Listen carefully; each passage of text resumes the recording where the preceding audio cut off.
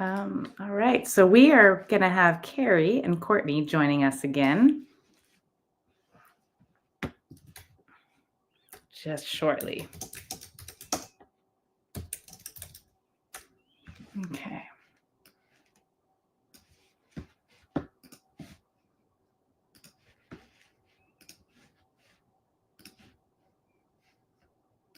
Technical difficulties, always fun.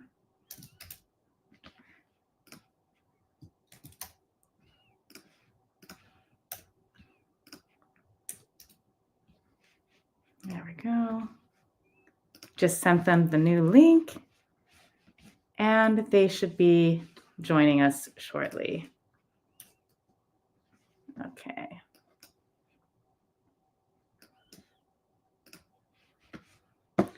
So I hope everybody had a great holiday season. It was successful. Things went smooth. Say hi in the chat if you're watching, and let us know how your holidays went. And within the next couple moments, Courtney and Carrie should be joining me, and we'll talk about Daycare Games.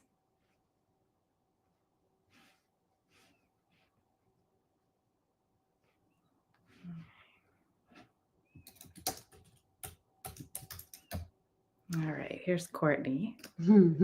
Yay, you're back. I'm back. All right, now we just need to get now, right? Yeah, and I think it's all working on Facebook now. Great. So, oh, good. Ryan says, I was just asking everybody out there how the holidays were. So I'm glad it went well for you. If you're just joining us, we were having our first attempt at streaming live. We weren't working on Facebook, so we ended it and then we came back on. So now it looks like everything's working. So awesome. So, well, you know what? We can continue talking about, your guys' Rosebud experience if you want. But if we're done with that conversation, then we can move on and we'll get started on our subject. But before I do that, I do want to talk about our upcoming event, which if you've been following us on the past few months on these lives, you probably have heard about the Pet Business Growth Workshop. Mm-hmm. And that is coming up at the end of February. So Courtney is doing a couple fantastic presentations at that. And do you want to just highlight one of your presentations that you're going to be doing? Sure. I think, well, I'll just do a teaser about both of them. So I'm doing one that's kind of delegation based, just helping you learn how to let go and let your employees, empower your employees to take some of the load off of your shoulders. But the one I'm really excited about is really helping you learn how to work smarter, not harder, using some AI tools. And there are plenty of things that you can subscribe to with AI, but there are a lot of free tools that you may not know about, or that you may not just be utilizing to, the best, your best ability. So I'm going to be talking about that and helping you love your job just a little bit more. So I'm excited. Yeah, and that's wonderful. Thank you. So I'll just go ahead and share this post. It is February 26th through the 28th in Fort Worth. So we do have some specials going on where you can take advantage of some discounts on the tickets. So go ahead and check out our Facebook page, check out one of the graphics there, and that will give you the links to purchase tickets and go to the webpage that shows everything about the workshop, the agenda, all the fabulous speakers that we're going to have. We're going to have a ton of great knowledge to share with you. And most importantly, what makes this workshop different about other conferences or trade shows is that we're actually going to be working on strategic plans. We're going to be workshopping things with you. So you will actually walk away and have things ready to be implemented in your business and make your business bigger and better for 2025. Right. It's not just a bunch of lofty ideas. Yeah, exactly. We get down and dirty. We work it out. And you might want to bring some cowboy boots if you're coming to Fort Worth. I'm just saying. Oh, you know what I should tell you guys is that so I had dinner with Betty and Charlotte right before Christmas, and they're going to let me borrow some of because we wear the same size. So I get to go shopping in their closet and borrow a pair of boots. And Betty called me and she's like, hey, you need to come soon because you need to walk around the house with them to work them in. Because they've kind of mold to your foot. So you might walk in them and be like, I don't know, these aren't that comfortable. It just depends. So yeah, depending on how different your foot is from their feet. Yeah, so I actually have to do that. That's one of my things that I'm going to do this weekend is go over to their house and go shopping in their closet because they both were like, "Oh, we have a ton of pairs. We don't wear them anymore. Just figure out which ones you like the most." What size are they? Maybe I need a pair. Well, I have Betty's 6.5 and Charlotte's 7. okay. So Okay. So you live in Texas and don't own cowboy boots. What's Me? wrong? I know I'm a Oh, she's transplant new to though. the state though. She's got a pass right now. But I'm telling you, you will leave Fort Worth and you will go buy a pair of cowboy boots. Like you are Texan now. So you need to just buckle up and get on the horse. Yeah. So Or get on the cowboy, whichever your preference. Yep. So as we mentioned, we're going to go line dancing. We have a shuttle set up where you can get on the free shuttle. We're going to go to Billy Bob's and we're going to go line dancing, and it's just going to be a lot of fun. So get ready for that. All right. So today's topic is about the Daycare Games. So the Dog Gurus does this event every year. I think it's our 11th or 12th year doing it. Carrie, do you know? 11th year doing it. And it is just a fantastic event for your staff, for your business. I mean, it really does create a great culture of camaraderie. But what I'm going to do to introduce you to the Daycare Games is I'm actually going to share a video with you of last year's closing ceremonies. And I think that will really set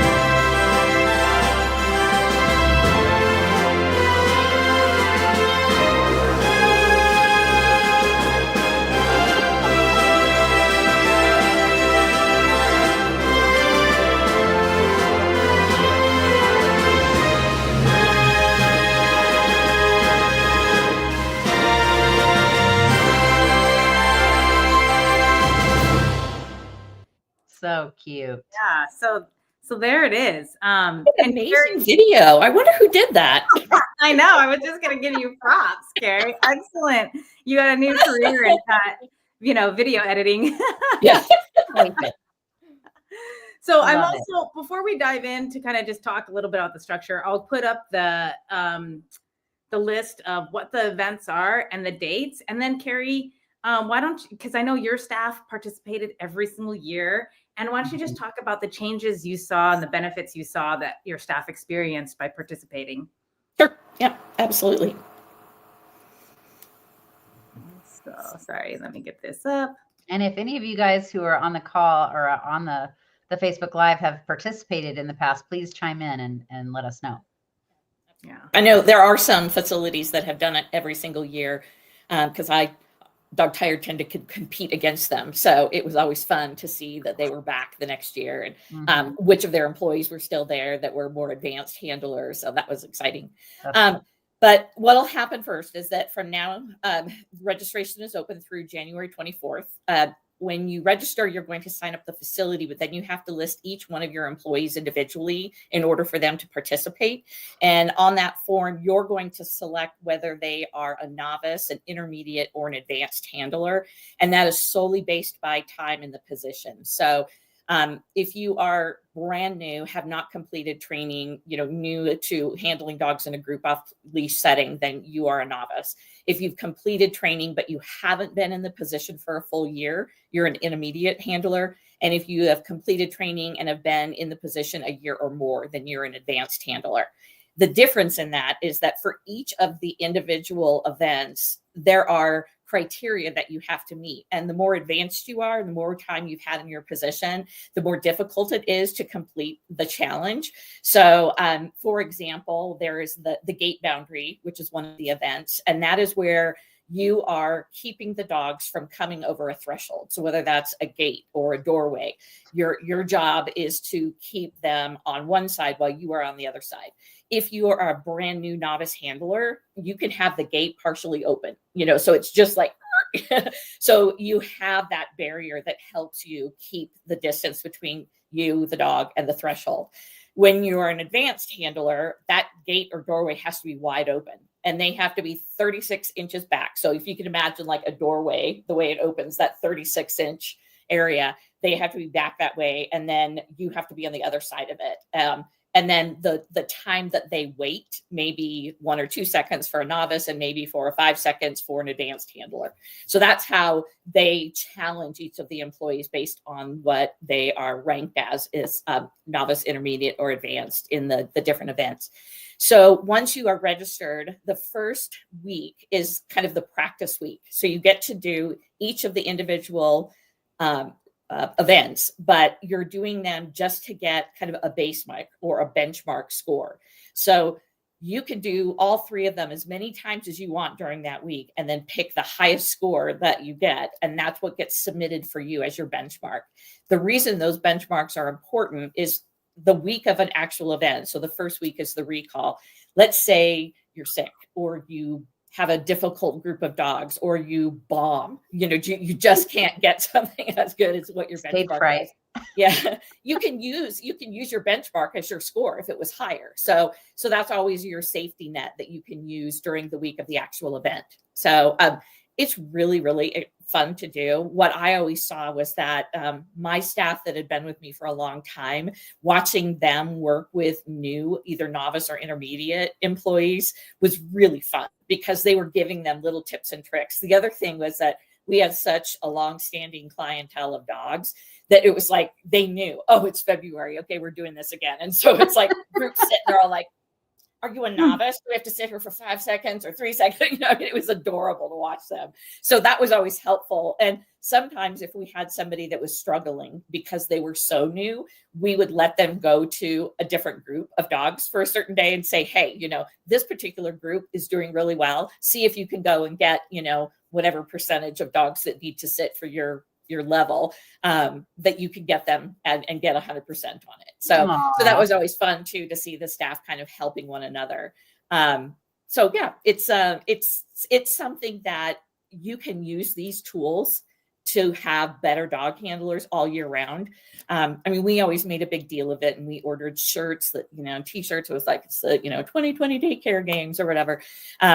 And then we had an opening and a closing ceremony. We got our pet parents involved. So we were constantly doing videos and the dog gurus will post that on social media. So be sure that you, upload to your social media and tag. It's usually, I think it's hashtag Daycare Games, Yes. 2025. Yeah. So make sure that you're using that because that's how we'll pull submissions to use for the opening and closing ceremonies. And yeah, it's a really, really fun time. And I think the staff really get into it.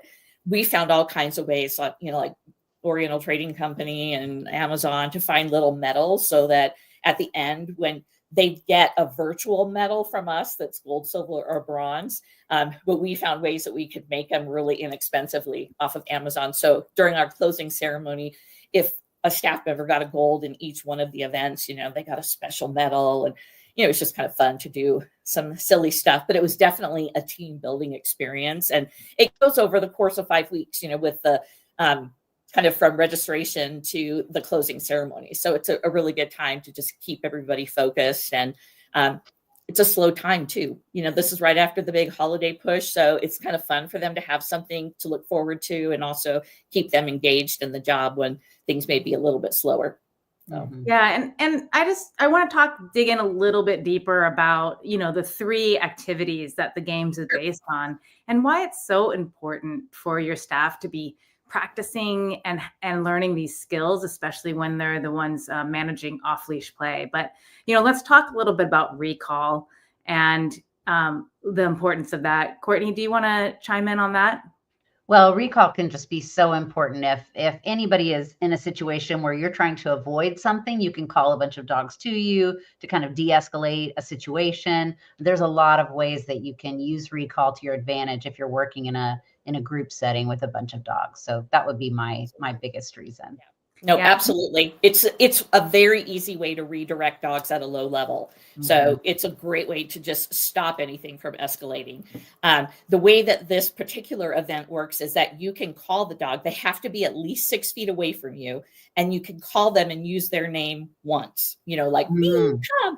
And then you can make all kinds of gestures and like, here, puppy, but you can't repeat their name. You can only use their name once. So one thing that can be a challenge is that, dogs, if you're in a group and you're kind of trying to get 6 feet away from them, then they kind of start following you around. So at some point you kind of just have to stop and let them like move away from you. And then once they're 6 feet away, call them. And, so there's a little bit of a challenge there, but yeah, it's an excellent tool to use just on a regular basis to keep things on an even keel. So. Yeah. And the gate boundary too, like just when you're trying to keep dogs from bolting at a gate and, trying to make sure they behave when they're supposed to be waiting until it's their turn to go through.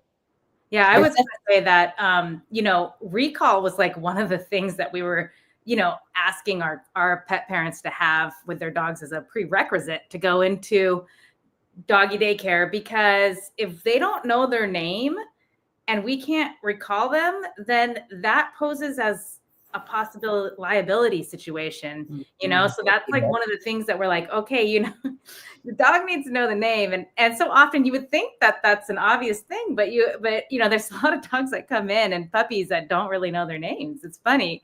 Yeah, I was just going to ask Carrie, if you ever had your clients like help out by practicing recall during that time or when they were at home, or is that actually threw out challenges to our pet parents on the like other months of the year to work with having their dog sit and wait at the door before they let them outside, and we have them do recall and it's funny because I think sometimes it's easier than using come or here, because that's a term that a lot of dogs end up knowing. So when I was training my puppy last year, his recall is bean, bean, bean. I say his name 3 times, but I say bean, bean, bean, and that high pitch, and he will come every time. So I watch my brother and sister or brother-in-law and sister try and do it. And it's not until they get that last one really high pitched that it'll actually come. And I'm like, yes, it's working.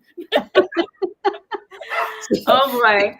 You have to have a solid tool. So that was one thing too, is just, if you can get pet parents to, work with their dogs outside of your facility, but then also communicate back what works best. So what is the word that they're using that their dog's recall is trained to? Yeah.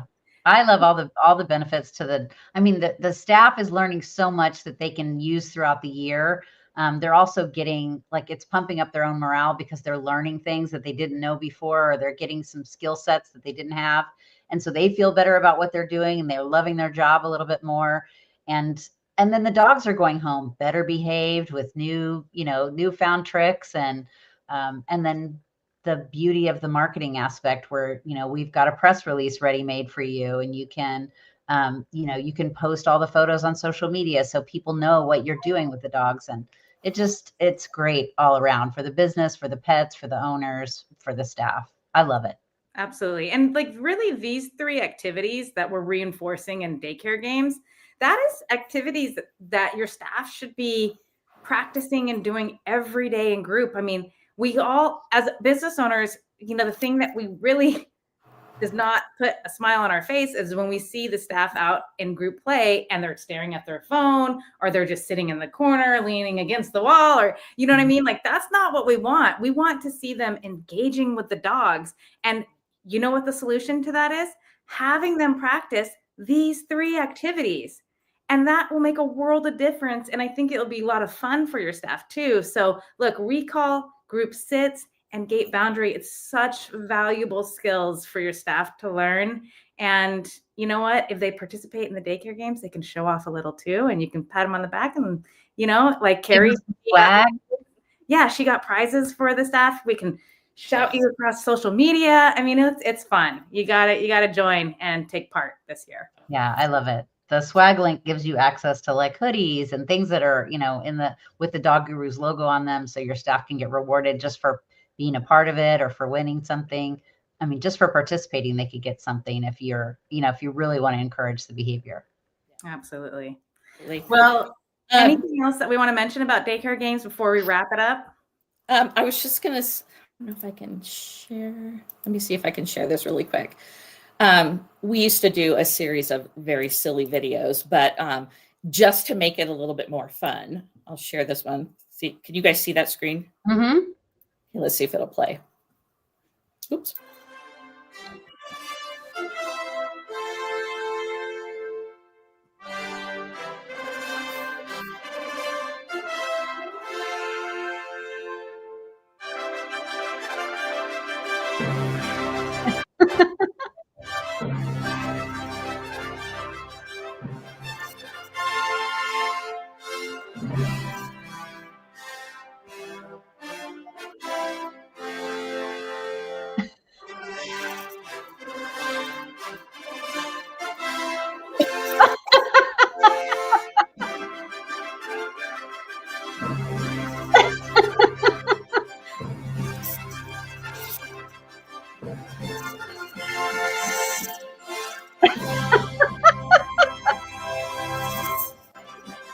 This is awesome. Like shouldered her way in the front. That is so typical of the dogs. She's just like, I'm coming through.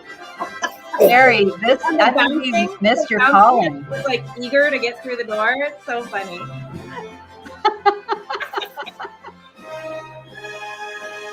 Cute. And look, they're having fun at work. Yeah. You have missed your calling, Carrie. Your video editing skills. That's awesome. Fun and games optional. So yeah, that was always just a lot of fun. Good group of staff there. It's funny. I was looking, the girl who looks back as she's going through the door, the kind of tall, slender one, she's now the head of animal control in Anchorage. So, cool. Just, a small career at Dog Tired, and she stayed in the industry and doing things, giving back to the community. It warms your heart, doesn't it? It does very much. So I agree. Yeah. I love it. So, all right. Well, a lot of fun that you can do. I will wrap this up. We're hitting 3 p.m. here. So I want the last thing to just say is I want to invite everybody to join us in the Grow Your Pet Care Facebook group. I will go ahead and put the link in the chat.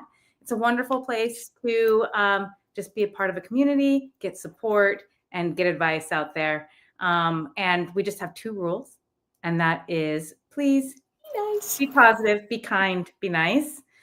We don't want any negative or bullying going on, and no selling. So it's a place for, it's like a think tank more so than anything. So we don't really want to have it cluttered up with a lot of advertisements. So, all right, everybody, thanks for watching. And we will see you. Actually, we're going to be off next week because we will be out of town at a conference, the Oddball Conference in San Diego. Courtney and I will be there. Mm-hmm. So we'll catch up with you the following week. Everybody have a great day.